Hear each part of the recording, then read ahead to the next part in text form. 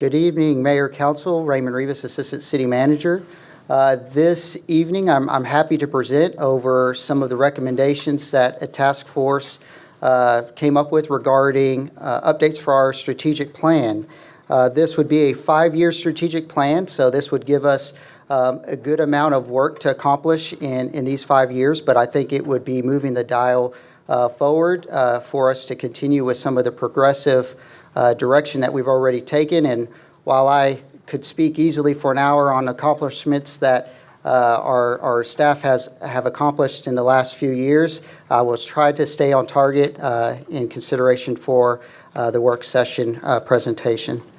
So I won't read this slide verbatim, but it's included in your printout. But to know where we're going, it's good to have a reference point of where we started.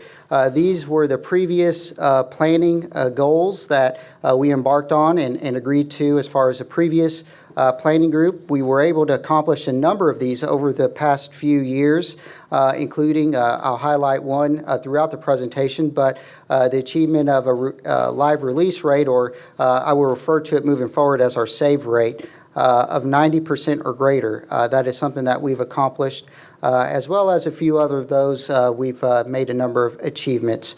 But again, we're looking at this as where we started and where we're going.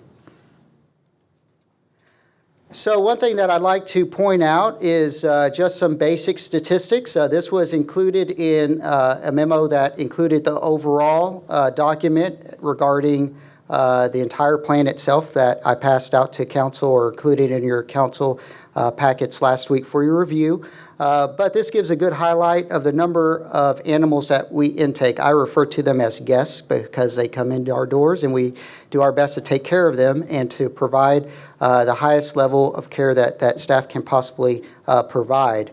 Last year, we saw a little over 6,000 animals that came through our doors. If you look at 2012, you see we were a little north of 7,000, and then you see a slight decline. If you look, though, the number of cats is what you saw a decline in.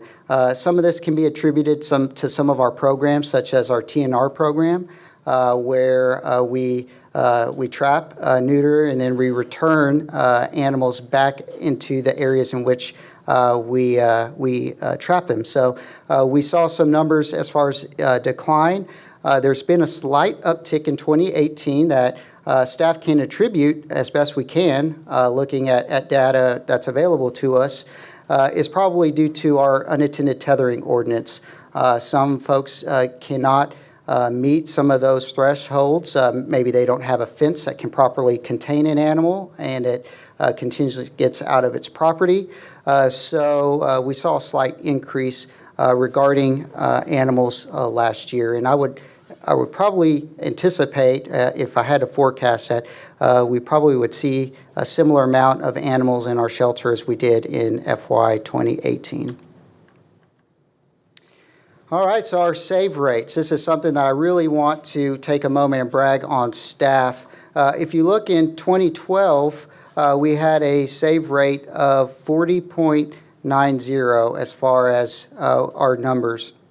And since then, last year we accomplished a save rate of 93.34. This is a huge accomplishment in such a short amount of time. If you look, 2015 was the time that we convened and developed a strategic plan, and also bringing aboard and doing some reorganization out in animal services to include a manager position. So we upgraded the position to kind of provide a subject matter expert that could pave way and really look at staff's performance and make recommendations towards meeting some of our strategic goal and our objectives. So you see an increase steadily since 2015. And I like to attribute this as if you have a good plan, this gives you a good direction, a good goal to set your eyes on for making anything from budgetary decisions to making staffing decisions as well, how you're allocating resources. So you see we continue to see huge strides as far as the compassionate care of animals in our community. To give you an idea, these do not include all of our comparable cities, but I thought it would be important to include as far as shelters that responded to our survey, what were their numbers, as far as not only euthanasia, but also adoptions and then annual intake. So if you look at City of Mesquite, we rounded to about 5%. This does not include owner-requested euthanasia, which the save rate in which one of the previous slide does include owner-requested. This means that maybe somebody has an animal that was deemed by their vet as not having a very good quality of life, and so residents have the option to bring those animals to our shelter and request us proceed with the euthanasia procedure. So, but 5%, if you take out that number, that is, again, something that I think is a huge accomplishment, especially when you look at some of our shelters in the North Texas area. We focus on compassionate care as far as at Mesquite Animal Services. If you see, we, in the month of August, achieved 24 consecutive months with a save rate of 90% or greater. Many of those months, that was probably in the 93 to 95 range. So, but when you average it out, 90%. There's not a lot of shelters our size that take in over 6,000 animals that can actually tout this type of a number. We've also increased partnerships with rescue organizations. We couldn't do this without them. They actually pull from our shelter, and then they network those animals through a network of foster volunteers and look at forever homes for those pets. So we really could not do this without our rescue partners, and some of them are local, some of them are across the nation. So it's a vast network that we continue to build and continue to really foster those as best we can. We also work at strengthening existing programs that impact our save rate. So this would be kind of getting and telling our story. We had a successful Clear the Shelter event where we had upwards of, I believe it was 87 or 89 adoptions for dogs. 50% of our cats were adopted out, so we would consider this a success. Looking at some of the other community shelters around us, nobody that I know of had some of the numbers that we saw. So we have some photos of some of our partners in these pictures, as well as just getting the word out. I think that Gene has referred to feral cats as free pest control. So if you have some critters around your home and looking for somebody to do some work for you, we have plenty of cats that are willing to be employed at your residence. So again, we've been working with our communication and marketing department to really get the word out, to talk about some of the programs as well as some of our successes. We want to get the word out that we are a progressive shelter here in Mesquite.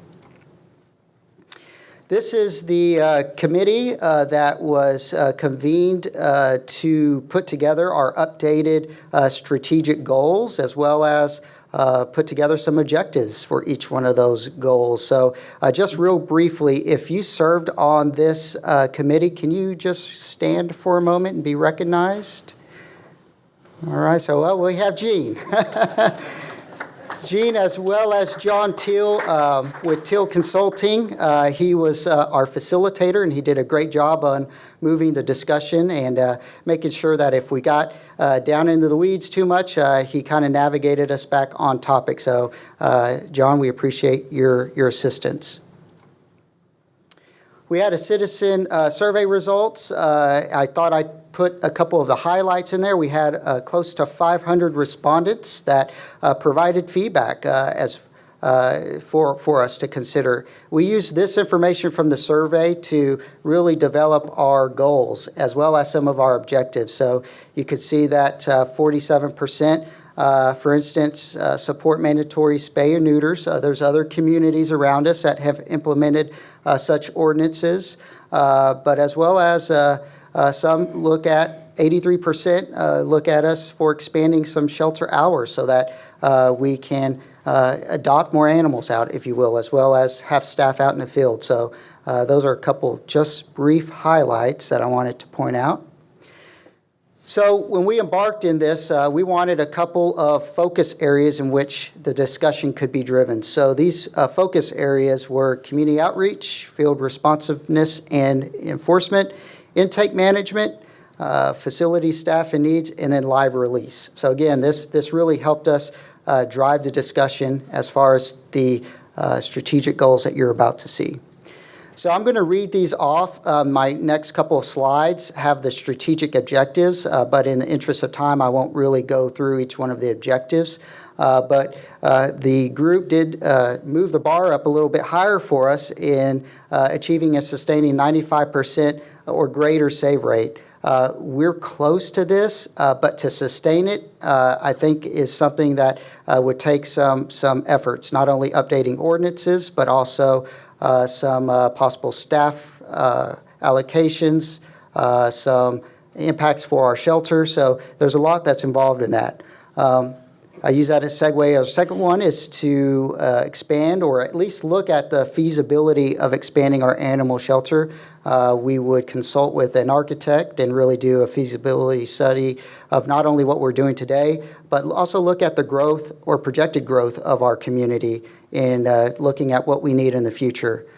Also develop and implement a more comprehensive community education program. Modernize the animal services ordinance, regulations, and policies. This would be an item which we will partner with our advisory board committee to assist us. And of course, we would bring any recommended ordinance changes to council in advance. I'd like to use the same model in which we passed our unattended tethering ordinance, where we received and we had public meetings where we got feedback from the public. I think that that's a successful model. We would probably use that moving forward. But regardless, we would bring forth some recommendations for animal service ordinance updates to council in the future. This would be probably one of the first things that we would embark on. Also looking to evaluate and align staffing based on demonstrated need. Looking at what we have today, looking at the business needs as well as the needs of our community, and really making sound decision-making on what we can not only afford, but also what we can recommend, and make sure that we're using staff to the effectiveness that we feel is a high standard for our community. So again, under each one of these next slides are strategic objectives or goals with some objectives. I won't spend too much time. Next steps would be really getting with our advisory board as well as coming up with an action plan. Each one of those objectives takes time. Rome wasn't built in a day, nor would we consider a lot of these to be done in a year. So we would want to plan these out as best we can. We would also look at getting feedback from council as far as some of our efforts, not only our ordinance updates, but also to you now get on a quarterly basis a strategic, not strategic, but also statistical updates as far as our staff. So throughout the process of us meeting some of these goals, we would be bringing some additional updates to council for your feedback. That was a brief summary of our strategic planning efforts. I'd be happy to answer any brief questions. Yeah, we appreciate that, and for going through.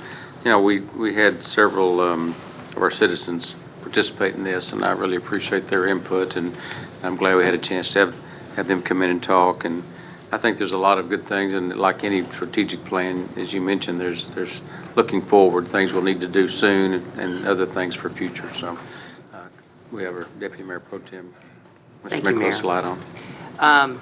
I know I've heard earlier in the summer that we were talking about bringing certain, like a packet of ordinance changes, like an omnibus change. What's the timing, and how is that going to look? And I'll spin off some questions when you. Sure. So again, our strategic, the plan calls for the next steps to create an action plan. An action plan would be something that we would develop or make recommendations from staff to our advisory board. Our advisory board right now is tentatively who we have slated to assist us with updating our ordinances, mainly because it has a unique makeup. We have veterinarian professionals, we have rescue partners, we have residents of the community, and then we have staff that serve on there. So we would be looking at probably doing that early fall. It's hard to estimate. It's been a number of years since we've updated that portion of our ordinance, so we don't want to rush things, but we would definitely embark in that process this fall. And here's the follow-up. So it sounded like what we're talking about is kind of like, I'm just saying, let's say we have 10 ordinance changes or proposed ordinance changes. Are we going to have all of those proposed ordinance changes having a recommendation from the advisory board? Strongly wish this would go, think this is a good, how are we going to be presented with that when we're presented with this list of potential ordinance changes? Using the model again that we used for the unattended tethering was that I briefed council a couple of times, so probably that would be the same format. So we would make recommendations as a group, then we would bring these recommendations for council to consider, make sure that we are going in the right direction. Getting feedback from our elected officials is very important. So we would use that format that I feel was very successful for our unattended tethering ordinance. And I'm going to make a suggestion, and it's just a suggestion just for me. There's a potential where, let's say you have 10 ordinance changes, and then as we're going through this process, say, early October, we may have some public hearings, discussions about it, and or, one or more of us may say, hey, what about this? And what about adding this? Or what about this instead? Or I'm just saying whatever. And has the advisory board been dismissed? Can they be put back together? Could we have sort of a, if we come up with something that isn't in the 10, can we have them take a look and give us their recommendation on those as well? Sure. I think that to answer your question, we would look at comprehensive look at not only what our existing language is today, but also looking at the strategic planning document. There's some pretty progressive ideas embedded in there. So looking and getting the council's feedback is vital because we need to know if some of those are achievable, something that we could achieve. For instance, mandatory spay and neuters, it not only has budgetary impacts that would need to be considered, but it's a huge progressive step forward, I would say. So we would brief council what some of those implications would be. So I use that as an example of one item. Based on the process, I would say that I would keep Mr. Kahili in, and depending on how many briefings I would need to provide or anticipate, that may change. I will brag on our new Director of Neighborhood Services. She actually did this within the last few years in the city of Rowlett, updated their ordinance. So I think she already has some idea of a good game plan. But we would utilize those appointees, which council has appointed to our advisory board, as kind of the mechanism to at least have a starting point of the review and recommendations. Good. Thank you. Councilman Archer. First of all, great work. I'm real proud of what's happened here with both the volunteers, the advisory board, and our staff. So thank you very much, Mr. Kahili. I know we're still in the middle of this budget, or we're winding this budget down. We've talked a little bit about in the future what it might look like if we have to go out and do a special election for things like public safety, streets. Has your staff had a chance to look at the possibility? Because I know it was mentioned expanding the shelter as well.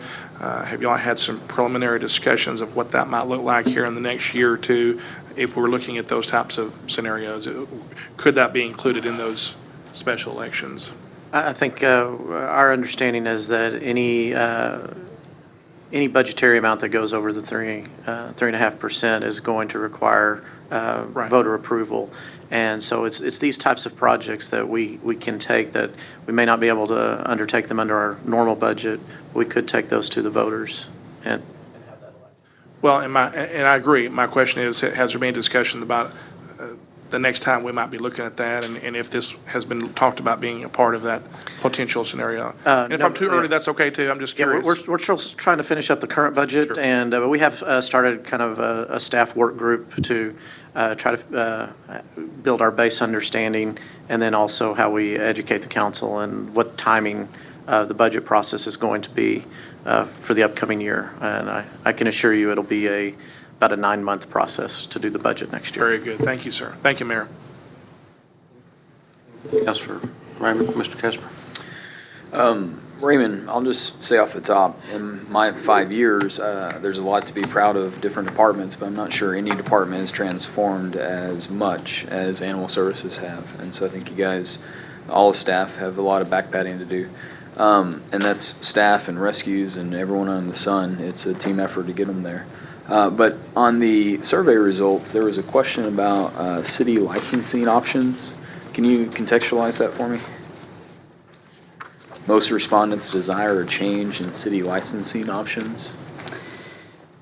So currently, we have a registration component of our ordinance that requires if you have a dog or cat, you must register them with the city. We have a nominal fee that we charge for that process. The committee really discussed at length the effectiveness of a registration process. It may be more effective to have something for, say, a mandatory microchipping process in which we would be able to track animals a little bit more effectively in our community. But as far as the respondents for the survey is that some of them still are a little confused about the registration process that our community requires.